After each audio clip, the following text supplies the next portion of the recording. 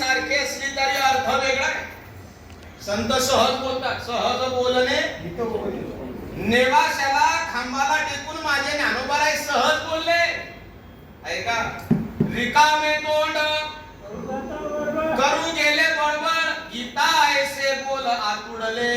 ऐका, ज्ञानोबाराय सहज बोलले. ग्रंथराज ज्ञानेश्वरी निर्माण झाली. ऐका, संतांच्या सहज बोलण्यामध्ये उद्धार आहे आणि आपल्या सहज बोलण्यामध्ये शेजारच्या त्या संसाराचं तुम्ही मान्य केलं हे महत्वाचं. ऐका, आपलं बोलणं कसं आहे तुम्हाला. चला तुम्हाला आणखी पुरावा देऊ का.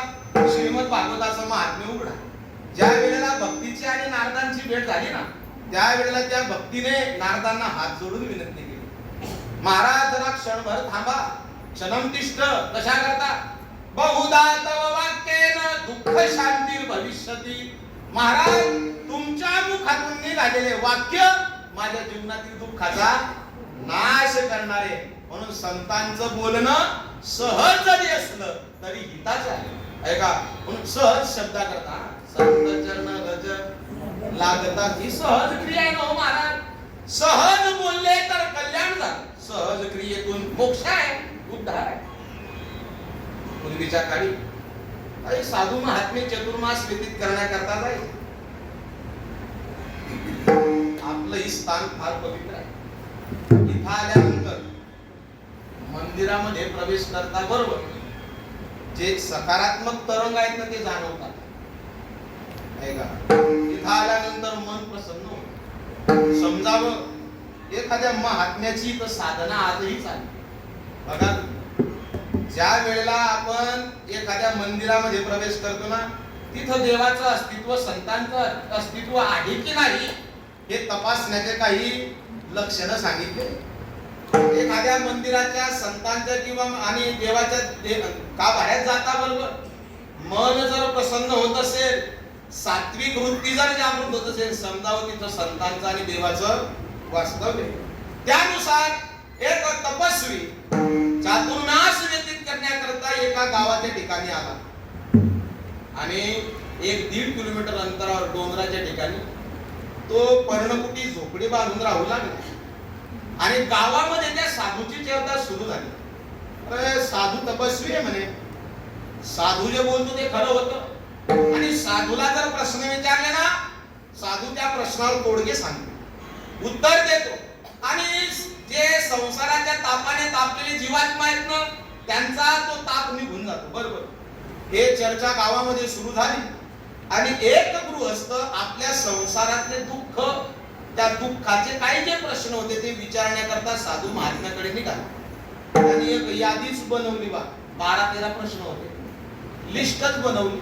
ते प्रश्न घेतले, खिशात टाकले आणि त्या साधूला विचारण्याकरता गल्लीतून जाऊ लागला. काही अंतरावर येत असताना त्याच्याच वार्डामध्ये एक श्रीमंत माणूस राहतो. श्रीमंत म्हणजे किती आपल्या लक्षात येईल. आपल्या जळगाव जिल्ह्याच्या भाषेत सांगू का, एवढा श्रीमंत चटलं का एवढा श्रीमंत आहे का. त्या श्रीमंत माणसाच्या दारी एक सोन्याचा पिंजरा होता आणि त्या पिंजऱ्यामध्ये एक पोपट पाडलेला होता. हा गृहस्थ आपले प्रश्न विचारण्याकरता जेव्हा महात्म्याच्या दिशेने निघाला ना, तेव्हा त्या पोपटाने त्याला थांबवला आणि माणसाच्या आवाजामध्ये तो पोपट बोलू लागला, दादा कुठं निघाला. ते काय म्हणे, आपल्या गावाच्या बाहेर 1.5 किलोमीटर अंतरावर डोंगरावर एक साधू आलेला आहे. मग तो आपल्या प्रश्नाची उत्तर देतो. म्हणे मग माझे 12-13 प्रश्न माझ्या संसाराच्या तापोलो मी देवा. म्हणजे संसारातल्या दुःखात सहन होत नाही, साधूला भेटण्याकरता जावं. कारण पाप ताप दैन्य जाय उठाउठी. साधूची भेट झाली की हे सर्व निघून जातं म्हणे. असं आहे का. हो म्हणे, दादा माझा एक प्रश्न विचारा. पोपट पिंजऱ्यातून म्हणू लागला, माझाही प्रश्न विचारा. म्हणे काय. त्या साधूला विचारा, हा श्रीमंत माणसाच्या घरासमोर जो सोन्याचा पिंजरा आहे, त्या पिंजऱ्यातला पोपट केव्हा मुक्त होईल एवढा माझा प्रश्न. आता पोपटाचा दुसरा काय प्रश्न राहणार. या पिंजऱ्यातून माझी सुटका केव्हा होईल ते साधूला एवढा प्रश्न विचारा. ठीक आहे म्हणे.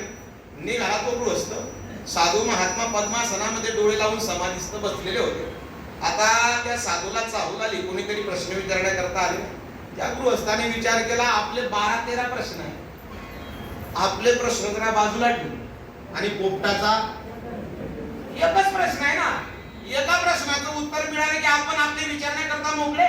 पण त्याने आपले प्रश्न बाजूला ठेवले आणि पोपटाचा प्रश्न विचारण्याकरता सुरुवात केली. महाराज, आमच्या गावामध्ये श्रीमंत व्यक्ती आहे, त्याच्या दारी पिंजरा आहे, त्या पिंजऱ्यामध्ये एक पोपट आहे, त्या पोपटाचा हा प्रश्न आहे, तो त्या पिंजऱ्यातून केव्हा मुक्त होईल. साधूने एवढे शब्द ऐकले आणि मौन असल्या कारणामुळे सहज क्रिया केली. साधू पद्मासनामध्येच मागे पडले, हात लांब करून टाकले, डोळे पांढरे केले आणि जीभ बाहेर काढली.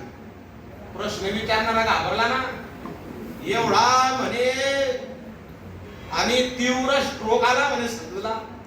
या हृदयविकाराचा झटका तर नाही आला ना, मग तू तसाच निघाला. जाऊ द्या म्हणे, आजचा दिवस काही चांगला दिसत नाही, काहीतरी अपशकुन झालेलं असावं. तू तसाच परत माघारी आला. पोपटाने प्रश्न विचारता, हो मिळालं का उत्तर?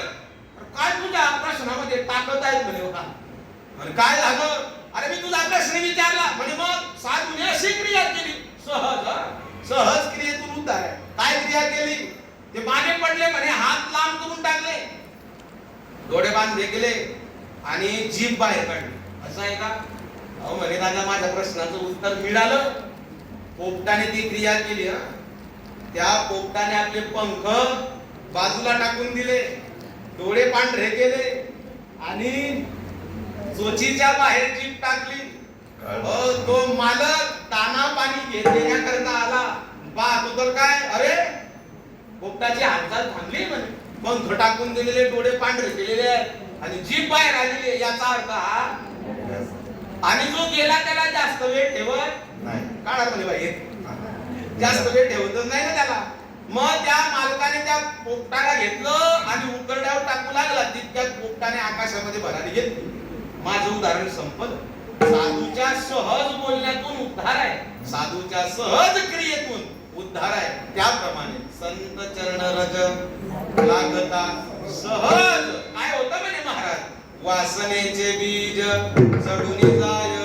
ऐका, वासना चढाली का मग काय होतं तर राम नामाच्या ठिकाणी आवड निर्माण होते आणि हे परमार्थातलं सुख महिन्याला नाही, वर्षाला नाही, तर क्षणाक्षणाला वाढत चालतं, गडोगडी वाढत चालतं. अभंगाच्या दुसऱ्या चरणात मग रमण में ऊपर